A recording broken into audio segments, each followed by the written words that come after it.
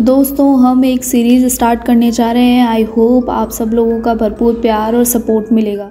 औरत और बच्चे का कार से टकराना। ठंडी सर्द भरी रात तकरीबन 1 बजे एक छोटे से रेलवे स्टेशन पर ट्रेन रुकती है और फिर 1 मिनट बाद आगे निकल जाती है। धीरे धीरे फिर वहाँ पर सन्नाटा छा चुका था। एक युवक अकेला बैग टांग के वहाँ खड़ा था। वह अपनी नज़र चारों तरफ दौड़ाता है कि कोई उसे नज़र आ जाए, पर वहाँ उसे कोई भी नज़र नहीं आता। वो अकेला ही इस रेलगाड़ी से इस स्टेशन पर उतरा था। वह युवक जल्दी से स्टेशन के बाहर आ जाता है। उसे उम्मीद थी कि बाहर उसे कोई साधन मिल जाएगा, पर बाहर आकर भी उसे निराशा ही हाथ लगती है। उफ, अब इतनी ठंड में मैं अपने घर पर कैसे जाऊं? यहाँ तो कोई साधन भी नज़र नहीं आ रहा। और अपने मुंह से गहरी सांस बाहर छोड़ता है। वो फिर से स्टेशन पर चला जाता है और स्टेशन पर काम कर रहे रेलवे कर्मचारी के कैबिन में एंटर हो जाता है। अब तो इन्हीं लोगों से थोड़ी मदद ले लेनी चाहिए, वरना बाहर तो इतनी ठंड में मेरी हालत ख़राब हो जाएगी। और वो ठंड में कांपता हुआ स्टेशन इंचार्ज के पास पहुंच जाता है। हेलो, कोई है अंदर? मुझे आपसे थोड़ी मदद चाहिए, युवक ने दरवाज़ा खटखटाते हुए ऊंची आवाज़ में पूछा। अंदर से, रुको आ रहा हूँ। और कुछ ही समय में 40 से 45 साल के शख्स ने दरवाज़ा खोला। रेलवे कर्मचारी जी, बोलिए, क्या काम है? अगले 2 घंटे तक कोई ट्रेन नहीं है।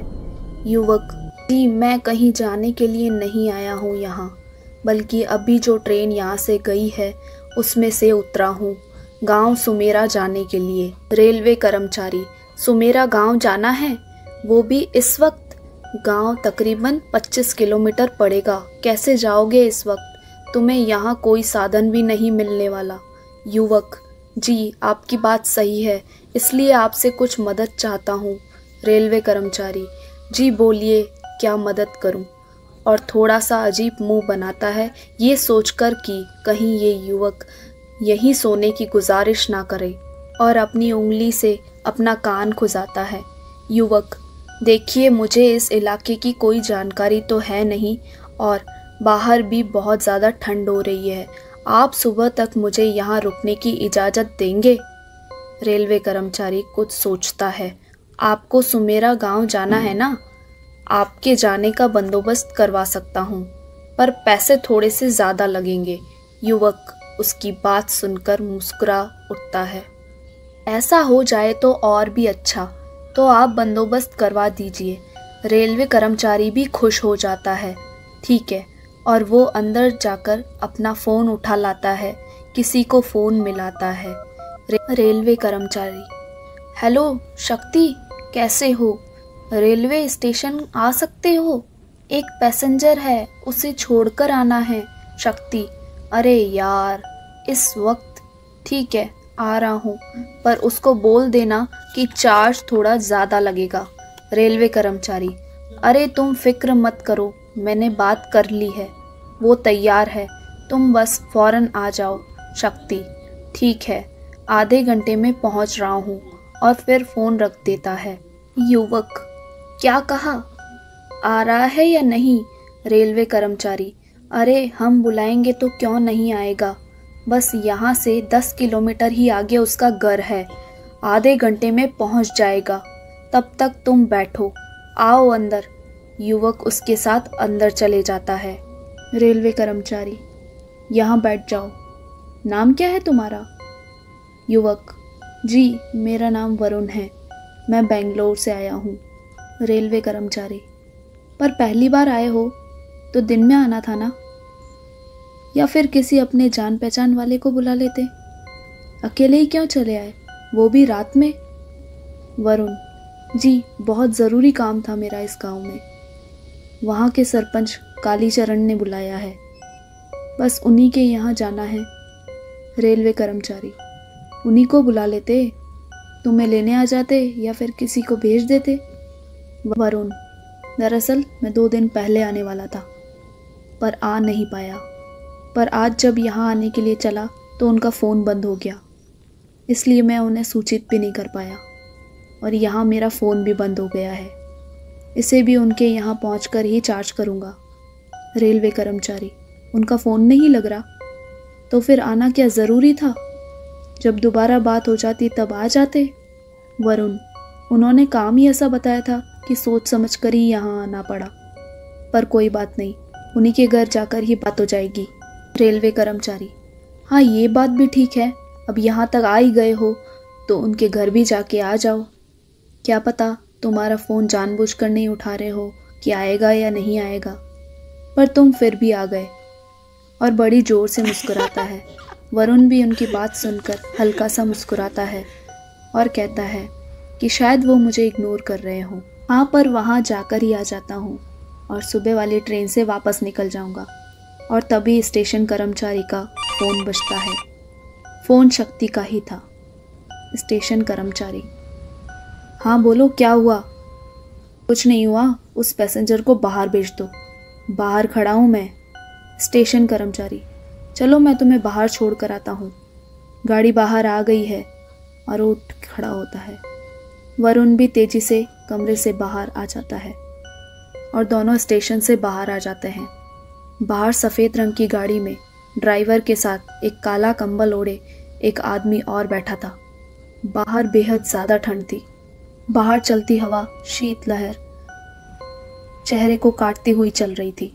ऐसा लग रहा था कि मानो ठंडी पानी की बारिश चेहरे पर पड़ रही हो, और वो भी तड़पाती ठंड में।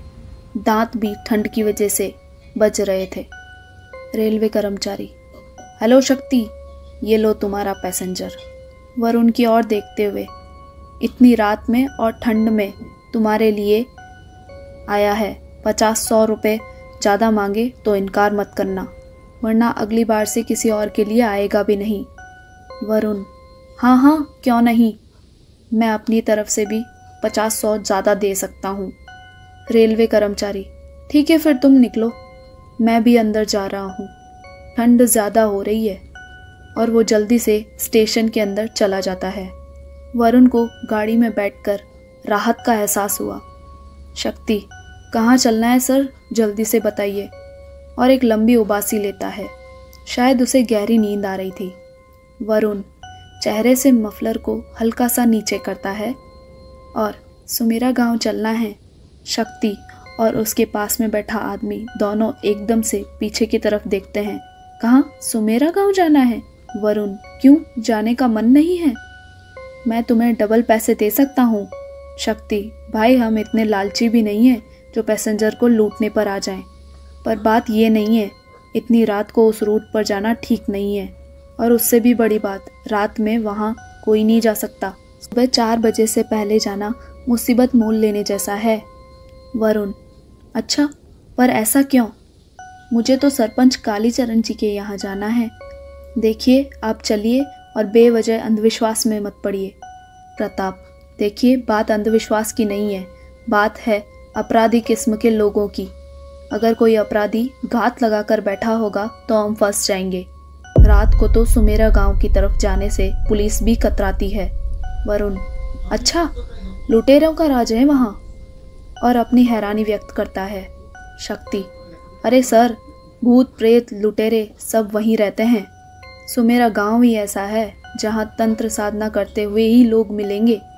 तांत्रिक विद्या से ही अपना घर चलाना वहाँ के लोगों का काम है। शहर के बड़े बड़े सेठ सुमेरा गांव में आते हैं और रास्ते में कई बार लुटेरे घात लगाकर उन्हें लूट लेते हैं। इसलिए रात में उधर कोई नहीं जाता। जितना हो सकता है जाने से बचते हैं। वरुण उनकी बात सुनकर थोड़ा परेशानी में आ जाता है और समझ जाता है कि भाई ये तो जाने से रहे। जिस तरीके से दोनों ढीले होकर बैठ गए हैं उससे साफ नजर आ रहा था इतनी रात में वरुण से कुछ कमाई करने की सोच रहे थे। उनकी ये उम्मीद धूमिल होती जा रही थी। वरुण, अच्छा तो फिर क्या करना चाहिए? किसी धर्मशाला वगैरह में ले चलो जहाँ मैं सुबह तक ठहर सकूं। प्रताप, यहाँ कोई धर्मशाला नहीं है सर, ये तो देश का सबसे पिछड़ा हुआ इलाका है। अभी तक सड़कें भी उस हालत की नहीं है जिस तरह की होनी चाहिए थी। दूर दूर तक आपको केवल सुनसान ही नजर आएगा। शक्ति प्रताप की तरफ देखता है और फिर कहता है कि अब क्या करना है। अब गाड़ी के अंदर बैठ ही गए हैं तो उतार भी नहीं सकते, वरना कल को इनके साथ कुछ हो गया तो हमें ही बुरा लगेगा। वरुण, चलो सुमेरा गांव की तरफ, देख लेंगे रास्ते में क्या होता है। शक्ति, वहाँ से वापस सुरक्षित आना भी तो है। जाते वक्त सुरक्षित चले भी गए तो वापस आते वक्त कुछ हो गया तो हमारी तो पूरी गाड़ी ही गायब हो जाएगी। फिर गाड़ी का एक एक पुर्जा बिक जाएगा भाई साहब। और फिर वो दोनों हंसते हैं। वरुण, तो फिर आप दोनों भी वहीं रुक जाना और सुबह के वक्त चले जाना। शक्ति, बड़ा भारी रिस्क है सर। शक्ति, आप हमारे साथ हमारे घर चलिए ना सर, हम सुबह आपको सुमेरा गांव छोड़ देंगे, क्योंकि इस वक्त तो रिस्क लेना ठीक नहीं है। वरुण, हाँ ये बात भी आपने ठीक कही। ठीक है, ऐसा ही कर लेते हैं। मैं तुम्हें कुछ एक्स्ट्रा पेमेंट भी कर दूंगा मेरे ठहरने की व्यवस्था करने के लिए। प्रताप, हर चीज़ में आप पैसे को ही क्यों लेके आ रहे हैं सर, रात ही तो ठहरना है, मुसाफिरों की हम इतनी तो मदद कर ही सकते हैं। वरुण को अपनी गलती का एहसास होता है और माफ़ करना, यहाँ खड़े होकर भी कुछ और होने नहीं वाला है। शक्ति तेजी से अपनी गाड़ी को आगे बढ़ा देता है। ये जो सड़क जा रही है यही सुमेरा गांव की तरफ जाती है, लेकिन राइट लेके मेरा घर है और आगे सुमेरा गांव। वरुण, अच्छा। धुंध होने की वजह से शक्ति गाड़ी को बहुत ही सावधानी पूर्वक चला रहा था। पता ही नहीं चल रहा था कि सड़क आगे है भी या नहीं। कोहरे की एक दीवार सामने खड़ी नजर आ रही थी। वरुण बाहर खिड़की से झांकने की कोशिश करता है और गाड़ी के शीशे उसे उसकी इजाज़त नहीं दे रहे थे, जो ओस की बूंदों से बिल्कुल भीग चुके थे। और तभी प्रताप, क्या तुमने किसी औरत की आवाज़ सुनी अभी? शक्ति, नहीं तो। प्रताप, पर मुझे सुनाई दी, या शायद मेरा भ्रम होगा।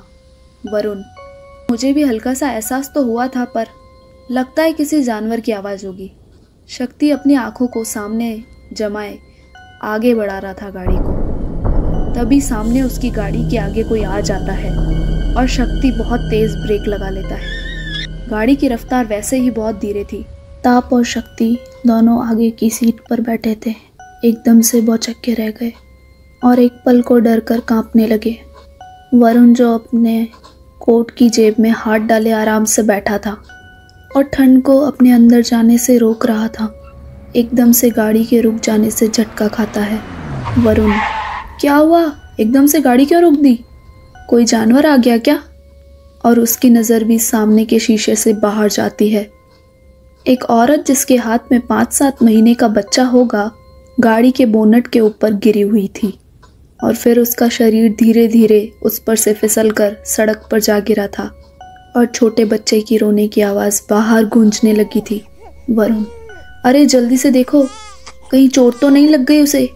शक्ति, कहीं ये चाल तो नहीं लुटेरों की, कहीं हम गाड़ी से नीचे उतरे और हम पर हमला ना हो जाए। प्रताप दूर तक नज़र डालने की कोशिश करता है, लेकिन कोई उसे नज़र नहीं आता। वरुण, अरे यार तुम तो बहुत ज़्यादा डरते हो, रुको मैं देखता हूँ। और तेज़ी से गाड़ी से उतरकर औरत और बच्चे के पास पहुँच जाता है। छोटा बच्चा भी उसी के पास पड़ा हुआ ज़मीन पर रो रहा था। वरुण जल्दी से उसे उठाते हुए, अरे जल्दी से मदद करो, अंदर ही बैठे रहोगे क्या? और औरत के भी हाथ को पकड़कर उठाने की कोशिश करता है। शक्ति और प्रताप शायद यहाँ पर होने वाली घटनाओं से अच्छी तरीके से वाकिफ थे, इसलिए वे दोनों भी गाड़ी से नीचे उतरने के डर का अनुभव कर पा रहे थे। गाड़ी अभी भी स्टार्ट थी, सिर्फ एक्सीलेटर पे पैर रखने की देरी थी। वरुण, ये दोनों बाहर नहीं आएंगे। और वो तेजी से बच्चे को गाड़ी के पास लाता है और अंदर लेटा देता है और फिर औरत को भी उठाकर गाड़ी के पास ले आता है। प्रताप भी उसे घूमकर औरत को लेटाने की कोशिश करता है और शक्ति की नज़र तेजी से आसपास घूम रही थी कि कहीं गाड़ी पर कोई हमला तो नहीं करने वाला। वरुण भी गाड़ी के अंदर आकर बैठता है और तभी उन्हें कोहरे में भागते हुए लोगों की आवाज़ सुनाई देने लगती है, जिसे सुनते ही शक्ति अपनी गाड़ी को आगे बढ़ाकर ले जाता है और अपने घर की तरफ जाने वाली सड़क पर मुड़ने लगता है। प्रताप, लोगों के पैरों की आवाज़ आ रही थी, शायद इस औरत के चक्कर में हम भी फंस सकते थे। वरुण, मैं शायद टाइम पर इन दोनों को अंदर नहीं ले आता तो शायद हम फंस सकते थे, पर अब हम सुरक्षित हैं और उस छोटे बच्चे को अपने कोट के अंदर छुपाने की कोशिश करता है जिससे उसे गर्मी मिल सके। प्रताप, पर ये औरत है कौन और इसके पीछे आ रहे लोग कौन हैं? शक्ति, अरे ये छोड़ो, ये औरत सुमेरा गांव से ही आती हुई नजर आ रही थी। मुझे तो लगता है इस औरत को लाकर हम खुद ही किसी चक्कर में ना फंस जाएं। वरुण, अरे तुमने कहा था कि सुमेरा गांव में किसी की बलि वगैरह दी जाती है। इस बच्चे की बलि तो नहीं दी जा रही थी, तभी ये औरत वहां से भाग आई अपने बच्चे को बचाने के लिए। मुझे तो यही लग रहा है। प्रताप, हाँ ऐसा भी हो सकता है या कुछ और बात भी हो सकती है। अब ये तो ये औरत ही बता सकती है। शक्ति, इस औरत को पहले तो हमने किसी इस इलाके में नहीं देखा। कहीं ये बाहर से तो नहीं आई है या इसे यहाँ ज़बरदस्ती लाया गया होगा और ये अपनी जान बचाने के लिए सुमेरा गांव से भाग निकली हो। वरुण उस औरत के चेहरे की ओर देखने लगता है। उसके लंबे बाल बिखरे पड़े थे और उसके चेहरे पर ऐसी कोई निशानी नहीं थी जिससे उसे कहा जाए कि वो सुहागन है। प्रताप भी मुड़ मुड़कर उस औरत को देख रहा था कि इसे होश आ रहा है या नहीं, पर वो अभी भी अचेत अवस्था में ही थी। शक्ति बड़े ध्यान से गाड़ी चला रहा था। उसे डर था कि उसकी गाड़ी के आगे फिर से कोई और ना जाए, पर ऐसा कुछ हुआ नहीं और तब तक उनकी गाड़ी उनके घर के बाहर आकर खड़ी हुई थी।